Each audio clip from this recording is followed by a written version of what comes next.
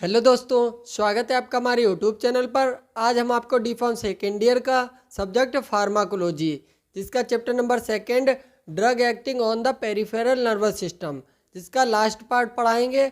और इस पार्ट में हम आपको बताएंगे कि non steroidal anti inflammatory drug क्या होती हैं और उनका क्या क्लासिफिकेशन होता है, फार्माकोलॉजिकल क्या एक्शन होता है और डोज और कॉन्ट्राइंडिकेशन के बारे में बताएंगे।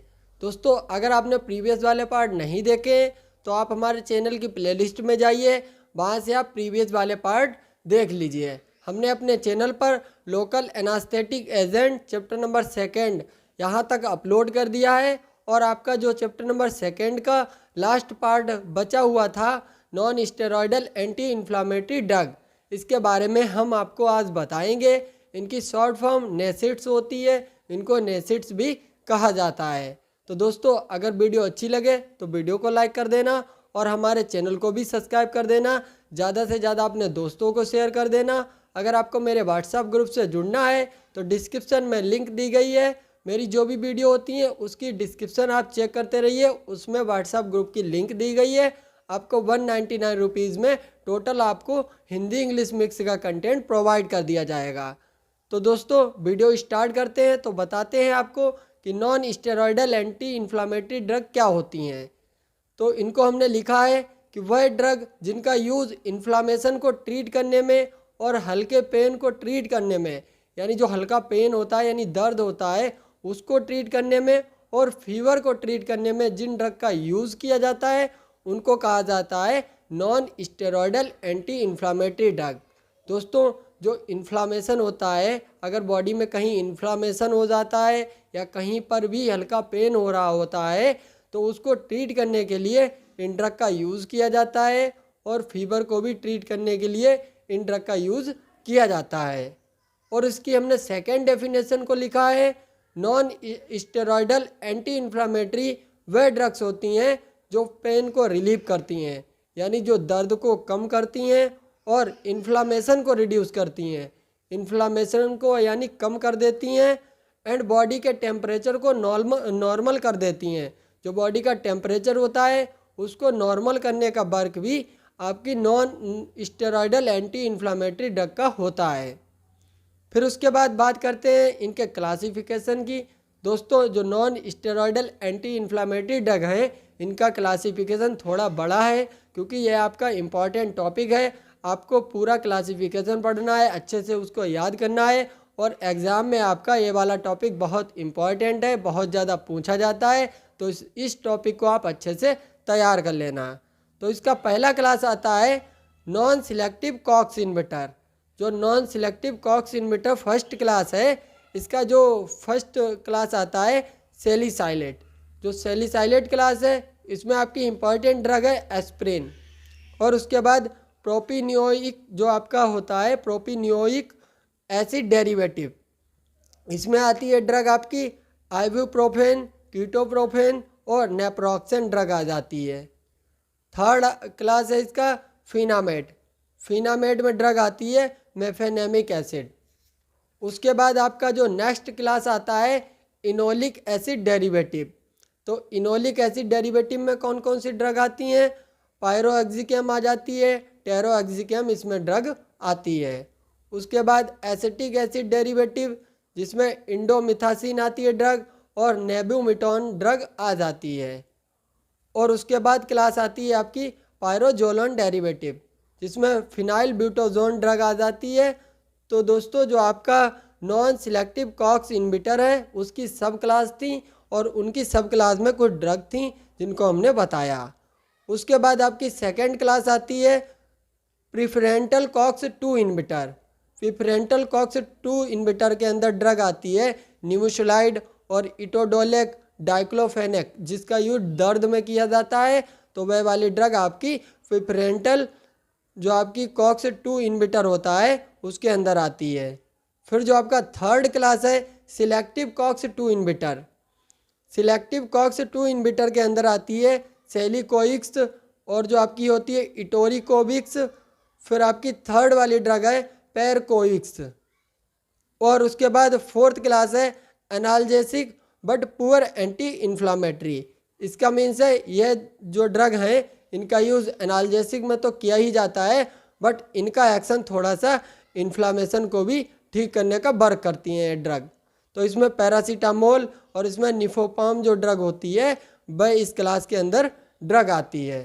तो दोस्तों जो आपका नॉन स्टेरॉयडल एंटी इन्फ्लामेटरी जो ड्रग्स होती हैं उनका क्लासिफिकेशन थोड़ा सा लंबा है, बट आप जब इसको बार बार पढ़ेंगे तो आपको याद हो जाएगा। और ड्रग को याद करने का तरीका यह है कि आप लगातार लिख लिख के उनको देखते रहें। और जिन बच्चों को ड्रग नहीं याद होती हैं, ड्रग नहीं समझ में आती हैं, जो एक बार पढ़ता है, तो इन ड्रग को याद करने का तरीका ये होता है कि जब आप पढ़ते हैं इनको बार बार लगातार इनको लिख कर देखते हैं तो दोस्तों आपको याद हो जाती हैं। तो इनका क्लासिफिकेशन हमने बताया। उसके बाद बात करते हैं आपका इंडिकेशन। इंडिकेशन क्या होता है? जो आपकी non steroidal anti inflammatory drug होती हैं इनका इंडिकेशन होता है एनाल्जेसिक के रूप में इनका यूज़ किया जाता है, और एंटीपायरेसिस यानी बॉडी का टेम्परेचर कम करने के लिए इनका यूज़ किया जाता है। इसका मीन्स होता है फीवर को ट्रीट करने में इनका यूज़ किया जाता है, और एंटी इन्फ्लामेशन को ठीक करने में भी इन ड्रग का यूज़ किया जाता है। एंटी इन्फ्लामेशन में जैसे रेमोटाइड आर्थराइटिस जो होता है, यानी घुटनों में दर्द होने लगता है, घुटनों में सूजन हो जाती है, और उसके बाद जो ऑस्टियो आर्थराइटिस होता है, यानी जो ऑस्टियो आर्थराइटिस होता है उसको ट्रीट करने में भी इन ड्रग का यूज़ किया जाता है। फिर बात करते हैं कॉन्ट्रा इंडिकेशन की। जो आपकी कॉन्ट्रा इंडिकेशन इनमें है, तो पहला पॉइंट लिखा है हमने, यदि पर्सन का इम्यून सिस्टम बहुत ज़्यादा एक्टिव है, यानी कोई भी पर्सन है उसने कोई भी पहले से ड्रग खा रखी है और उसका इम्यून सिस्टम ज़्यादा एक्टिव है, तो उसको इन ड्रग का यूज़ नहीं कराना है। और अगर लीवर में कोई डिसीज़ है, बहुत दिनों की कोई क्रोनिक डिसीज़ है, तो उसको भी इन ड्रग नहीं देना है। जो आपकी non steroidal anti inflammatory drug होती हैं उन ड्रग को नहीं देना है अगर लीवर डिसीज़ है कोई भी। और ड्यूरिंग प्रेगनेंसी, अगर किसी वुमेन को प्रेगनेंसी है तब भी उस वुमेन को इन ड्रग नहीं देना है। जो आपकी नॉन स्टेरॉयडल ड्रग होती हैं इनका यूज़ नहीं कराना है। ब्रेस्ट फीडिंग वाली वुमेन को भी इन ड्रग का यूज़ नहीं करना चाहिए। और यदि किसी चिल्ड्रन को चिकन पॉक्स हो गया, यानी चिकन पॉक्स एक बीमारी होती है, अगर चिल्ड्रन को चिकन पॉक्स है तो वह इन ड्रग का यूज़ नहीं करेगा। जो non steroidal anti inflammatory class की ड्रग होती हैं उसका यूज़ नहीं करना है। तो दोस्तों जो आपके non steroidal anti inflammatory drug हैं उनके बारे में हमने बताया कि इंडिकेशन क्या होते हैं, उनका कॉन्ट्रा इंडिकेशन क्या होता है, और उनका क्लासिफिकेशन क्या होता है। इसके बाद इस टॉपिक में आपकी इम्पॉर्टेंट कुछ ड्रग हैं उनको हम अच्छे से बताएंगे, और उनके इंडिकेशन, कॉन्ट्रा इंडिकेशन और उनकी डोज क्या है उसको समझाएंगे। तो पहली आपकी ड्रग आती है एस्प्रिन। तो एस्प्रिन कॉक्स की नॉन सिलेक्टिव ड्रग है। जो कॉक्स आपका, यानी अभी पीछे क्लासिफिकेशन बताया है, तो कॉक्स की नॉन सिलेक्टिव जो क्लास है उस क्लास की ये ड्रग है। और जो एस्प्रिन है इसका आपका इंडिकेशन क्या है? जैसे माइल्ड पेन में यूज़ नहीं कर, यानी माइल्ड पेन में यूज़ किया जाता है। जो एस्प्रिन ड्रग है इसका यूज़ माइल्ड पेन, जैसे आपको बुखार है, सर में दर्द हो रहा है, जॉइंट पेन हो रहा है, तब उसमें इन ड्रग का यूज़ किया जाता है। फीवर के ट्रीटमेंट में भी यूज़ किया जाता है, एंटी इन्फ्लामेटरी में भी इनका यूज़ किया जाता है, और मायोकार्डियल इन्फेक्शन यानी हार्ट अटैक के पेशेंट को भी इन ड्रग को दे दिया जाता है। दोस्तों हम आपके लिए बहुत मेहनत करते हैं, अगर थोड़ी सी मिस्टेक हो जाती है वीडियो में तो दोस्तों उसके लिए आप ज़्यादा परेशान ना हो। आपके सब टॉपिक हम कंप्लीट कराएंगे, अच्छे से कंप्लीट कराएंगे। अगर कोई मिस्टेक हो जाती है तो अपना दोस्त समझकर हमें माफ़ करने की कृपा करें। और उसके बाद दोस्तों जो आपकी एस्प्रिन ड्रग है इसका कॉन्ट्रा इंडिकेशन क्या है? इसका कॉन्ट्रा इंडिकेशन यह है, अगर स्टोमच के अंदर ब्लीडिंग हो रही है किसी भी प्रकार की, तब इन ड्रग का यूज़ नहीं किया जाएगा। यानी जो एस्प्रिन ड्रग है इसका यूज़ नहीं करना है। और क्रोनिक लीवर डिसीज़, क्योंकि आपके कॉन्ट्रा इंडिकेशन हम प्रीवियस में अभी बताए हैं, वही कॉन्ट्रा इंडिकेशन इन ड्रग के भी होते हैं। तो जैसे क्रोनिक लीवर डिसीज़ में यूज़ नहीं करना है एस्प्रिन ड्रग का। ड्यूरिंग प्रेगनेंसी, प्रेगनेंसी के दौरान इन ड्रग का यूज़ नहीं करना है। ब्रेस्ट फीडिंग मदर, यानी अगर कोई मदर अपने बच्चे को मिल्क पिला रही है तो उसको इन ड्रग का नहीं लेना चाहिए। जो आपकी एस्पिरिन ड्रग है उसको नहीं खाना चाहिए। एस्पिरिन ड्रग की डोज क्या है? एडल्ट में इसकी डोज होती है यानी 325 से 650 mg ओरली लेना है, जो एडल्ट होते हैं। 18 ईयर से ऊपर वाले पर्सन को लेना है। और जो चिल्ड्रन होते हैं लगभग 12 ईयर से जो नीचे होते हैं चिल्ड्रन, उनको 10 से 15 mg पर केजी देना है। और उसके बाद एक ड्रग और है आपकी आइबुप्रोफेन। यह ड्रग भी आपकी इम्पॉर्टेंट है, इसलिए हमने इसमें कवर किया है। और इसके भी हमने इंडिकेशन, कॉन्ट्रा इंडिकेशन और इस ड्रग का जो इंट्रोडक्शन है उसको हमने कवर किया है। दोस्तों ये वाला टॉपिक आपका बहुत दिनों से हमने अपलोड नहीं किया था, इसलिए इस टॉपिक को कंप्लीट करा दिया है।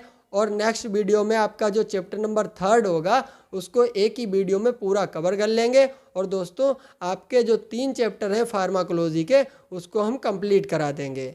तो जो आइबुप्रोफेन वाली ड्रग है, यह ड्रग भी non steroidal anti inflammatory class की ड्रग होती है और यह मार्केट में ब्रूफेन के नाम से बेची जाती है। जो मार्केट में ड्रग मिलती है इसका ब्रांड नेम होता है ब्रूफेन। इसके इंडिकेशन क्या होते हैं? इंडिकेशन मीन्स होता है जिसमें इनका यूज़ किया जाता है। सर दर्द में इनका यूज़ किया जाता है, दांतों के दर्द में भी आइबुप्रोफेन का यूज़ किया जाता है, मसल्स में अगर पेन हो रहा है तो उसमें भी इस ड्रग का यूज़ किया जाता है, फीवर को ट्रीट करने में, कॉमन कोल्ड एंड फ्लू को ट्रीट करने में इन ड्रग का यूज़ किया जाता है। फिर बात करते हैं कॉन्ट्रा इंडिकेशन की कि किसमें इन ड्रग को यूज़ नहीं किया जाएगा। तो प्रेगनेंसी में ब्रूफेन ड्रग का यूज़ नहीं किया जाता है, अस्थमा पेशेंट को नहीं देना है। ये अब यानी आपकी जो ड्रग है ब्रूफेन वाली ड्रग है, अस्थमा पेशेंट को नहीं देना है। स्टोमच ब्लीडिंग हो रही है तब ब्रूफेन ड्रग का यूज़ नहीं किया जाएगा। लीवर या किडनी प्रॉब्लम के कारण भी इन ड्रग का यूज़ नहीं किया जाता है। और हाइपरटेंशन वाले पेशेंट को ब्रूफेन ड्रग नहीं देना है।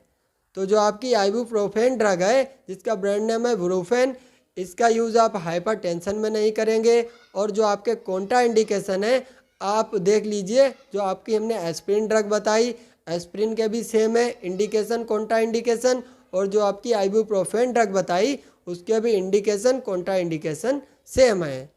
तो दोस्तों थर्ड ड्रग आती है आपकी पैरासीटामोल, जिसको शॉर्ट फॉर्म में ज़्यादातर लोग पीसीएम भी कहते हैं।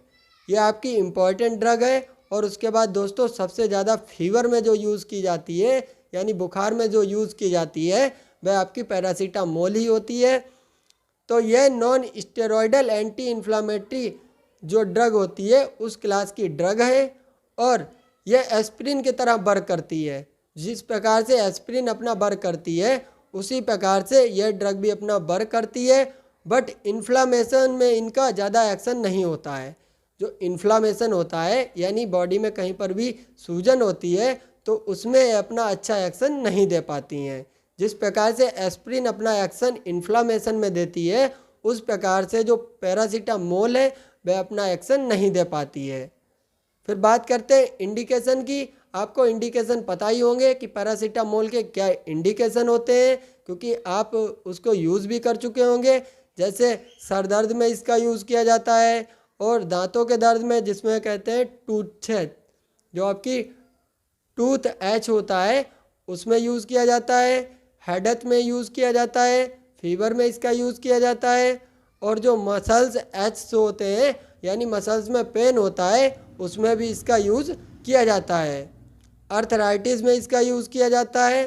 फिर बात करते हैं कॉन्ट्रा इंडिकेशन की। लीवर डिसीज़ में इसका यूज़ नहीं करना है। अगर किसी को लीवर डिसीज़ है तो उसको पैरासीटामोल का यूज़ नहीं करना चाहिए। स्टोमच अगर ब्लीडिंग हो रही है तब भी उस पर्सन को पैरासीटामोल ड्रग का यूज़ नहीं करना चाहिए। फिर बात करते हैं डोज की। एडल्ट में इसका डोज होता है 500 से 650 mg तक देना है। और कितनी देर में देना है? लगभग 4 से 6 आवर बाद दूसरी डोज को देना है। और चिल्ड्रन में 15 mg पर केजी के हिसाब से आपको 4 से 6 आवर तक चिल्ड्रन को देना है। तो दोस्तों इस प्रकार से जो आपकी इम्पॉर्टेंट ड्रग थी उनको भी हमने कवर किया। जो इम्पॉर्टेंट आपका क्लासिफिकेशन था उसको भी कवर किया। और जितने आपके इम्पॉर्टेंट टॉपिक इसमें बन रहे थे उसको हमने कवर किया। आप पीछे स्क्रीन देखकर अपने नोट्स भी तैयार कर सकते हैं। अगर आपको पीडीएफ चाहिए तो आप मेरे व्हाट्सएप ग्रुप से ऐड हो जाइए, उसमें आपको पीडीएफ प्रोवाइड करती मिल जाएगी।